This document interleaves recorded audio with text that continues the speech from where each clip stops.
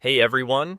Today I'll show you how to hide desktop icons in Windows quickly and easily. Before we dive in, make sure to like this video and subscribe for more helpful tutorials.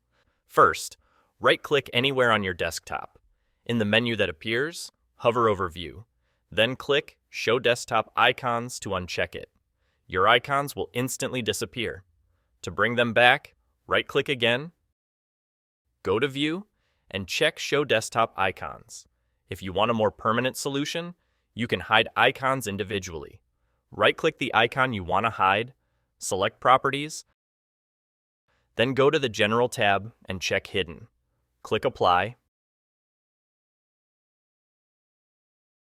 then OK. If the icon is still visible, open File Explorer, click on View at the top, and uncheck Hidden Items to fully hide it. That's it. Now you know how to quickly hide or show desktop icons in Windows.